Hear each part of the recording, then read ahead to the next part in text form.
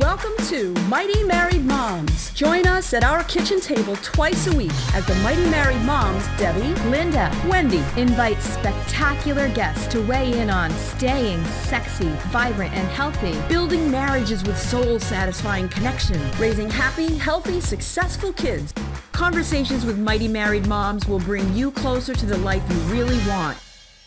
Episode 70. Hi everyone! Welcome back to Mighty Married Moms. I'm Wendy Williams. Debbie Owen. Linda Tighe. Yes, and we're excited. We just had a really wonderful conversation with Dorsey Jackson, who wrote an amazing book that is going to make you laugh. It's called Making Love in the Microwave. I love it. I know, title. Right? Yeah, and her website is the same, www.makingloveinthemicrowave.com. Yep. And it sounds cramped and worrisome, but actually what it refers to is really taking some quick tips to kind of just do things quickly to really help your relationship and feed and nourish your relationship rather than a slow cooking day where it's a lot of effort and a lot of, preparation. You can just throw something in the microwave and have a really, as Linda said, a great impact. Yeah. So or some little quick tips that can heat things up quickly. Woo! Oh, even better. I like even that. better That's analogy. good. I'm sure that's on our website. I haven't checked that out, but that's a good one. If it isn't, Asia, you got it. Take it. Yeah, you can take it and run with it. Yeah, I loved it. And, so, all right, I'm not going to talk all the time. Tell me, what were your favorite things that she said? Well, I loved, the little text, sending a little text. And as I said, my husband sent me one just recently where he was just getting on the train and he said, your big hug is on the train and on his way home to you, which really was really, really sweet. Very sweet. I bet that made you feel loved. And yeah, definitely. It was funny because he sent it to me and I was, of course, in the middle of working on something. Yeah. And so sometimes it's difficult to get out of one mindset and into another mindset. And so I saw it and I was confused by it at first. I'm like, are you my, I was wondering if he said you big hug. And so I was like, did he forget the R? What was wrong with this? Yeah. Did I not understand this right? Yeah. So actually I was confused briefly, but that was because I had to take myself out of what I was doing and change my mindset and put it back into, oh, this is my husband. I love you. I can't wait to see you. Yeah. But it took a moment, but it was helpful because by the time he came home, I was in a better mindset and really ready for that hug. Yeah, looking forward to seeing him. Yeah, so. that's good. Yeah. It's true though. I experienced that too. When I'm really focused on something, it's like, what? It's discombobulating. Right. So. I really, she gave her 3 favorite tips out of all 150 that are in the book. Mm-hmm. And again, these are quick tips. And I was like, wow, it's one of these things. My experience in talking with her is like, why didn't I think of that? Why didn't I think of that? Did you have that? Well, actually, one of the other tips she said, it wasn't one of the 3 original tips, but she said one of the favorite blog posts is about the Post-it challenge. Yes. And I was very proud of myself. I actually left a Post-it note for my husband once last week. Now, once is not going to cut it. I realize I need to do this on a more regular basis. And the word Post-it, I think of a Facebook post. So we're talking of sticky. The little yellow sticky or whatever color you might have. Mm-hmm. But yeah, to kind of, it's a nice quick hit.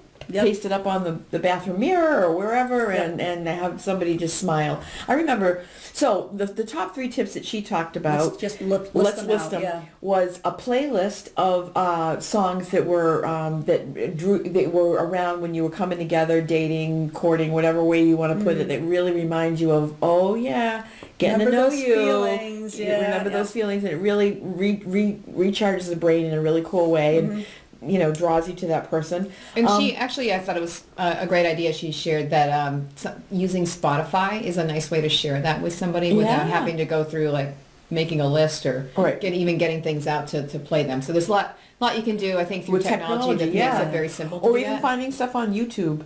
Trying to find ones that don't have the ads. That's a bit of a challenge, but you can make a playlist on YouTube. You can make a playlist on Spotify. For all people who don't already know this, and there are probably some people in the audience going, "Oh my goodness, thanks for the news flash, Wendy." But anyway, but making a playlist of cool songs is a really great way to connect. Mm-hmm. And another one that she that I really like the way she phrased this one, making a gratitude list. This is something you can do on your own. Yeah. That doesn't require interaction, doesn't require dialogue even. Yeah. And I found that interesting. Did you? Yeah, definitely. And I think it's a really powerful mindset shift. And, going back to what I said earlier, I think that's a really big part of how we can make sure that we connect with our significant other on a regular daily basis is to shift your mindset. And yeah, so just being able to do that is important. Yeah, and you could, like I say, when you make a list of even 5 things that you're grateful for, I like what she said. She said, I'm grateful that I don't ever have to put oil or gas in my car because her husband does that. And I was like, I'm going to ask my husband to do that. No. My husband's great about things like that. But I still too go to change the oil. But nonetheless, list 5 things, and you go, wow, if this person wasn't in my life, or if this person didn't care about me at all, then these things I wouldn't have these 5 things, 10 things, 20 things, whatever it might be. And you don't even have to share that with them necessarily to get the benefit, because it shifts your mind and it makes you more warmly predisposed to them. Yes. Which I thought, I think that's just brilliant, that it's something that we can all do on our own, and it will really help center us and give us a better frame of mind. And so I thought that was really cool. And then the third thing, she says, it's one of her top 3 tips, is to send, as Debbie said, a cool text. Something that is really positive and not task-oriented.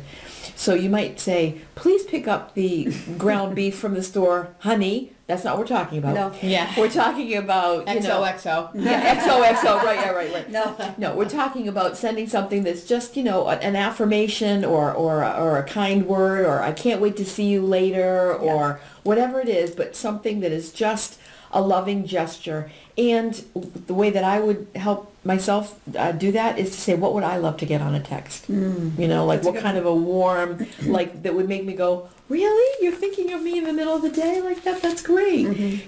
So that kind of a thing. So I thought that was those 3 are so easy. They're easy. Yeah. And I was saying you could make a date night out of that, right? So you each of you come to an free date night at home. Right? You each come with a little short playlist of 3 songs each or something like that. 5 things that you're grateful for that the other person's like, and a text that says, see you later on for our date night. Boom. Date. Right. Put it in the bank. And because you were saying that sometimes getting like a date night could mean like, get ballet tickets or whatever, some sort of tickets, and get a babysitter and do this and do that. It can be overwhelming in and of itself, and it doesn't have to be that No.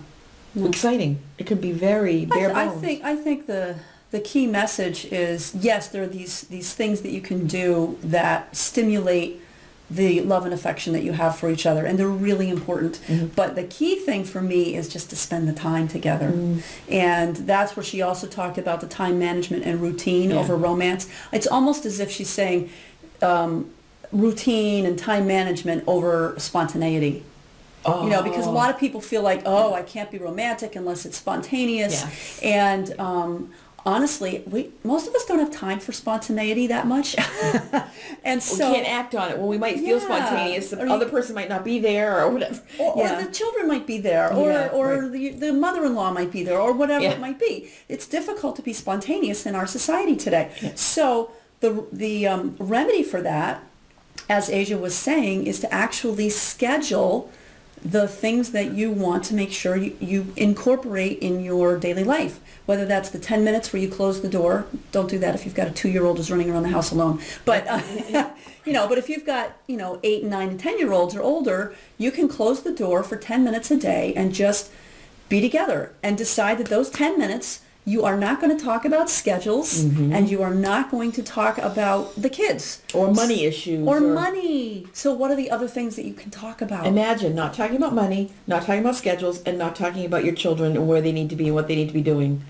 You can do that another time. But not during your scheduled 10 minutes. And give it a fun name. I don't know. I'd have to think of something off the top of my head. But these are our 10 minutes that we call our recharge. Recharge. Or that's not fun. Come up with a fun name.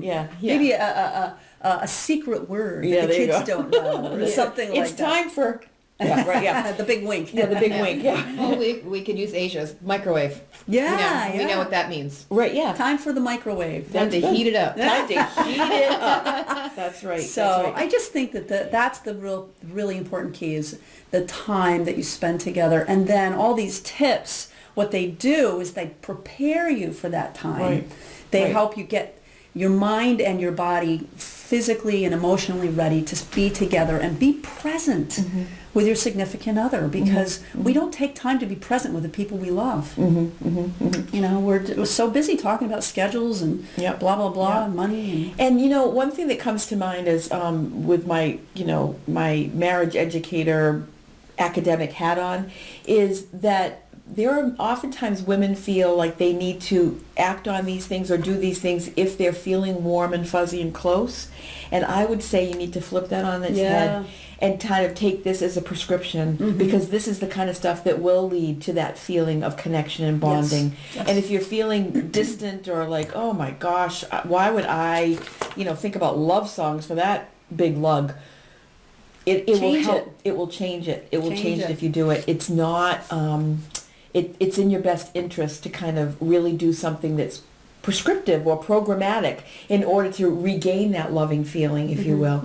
And so that's something that comes to mind too, is that these are really wonderful ways of really what did you call it? Hygiene. Yeah, good relationship hygiene. Good relationship hygiene. We don't brush our teeth once a month.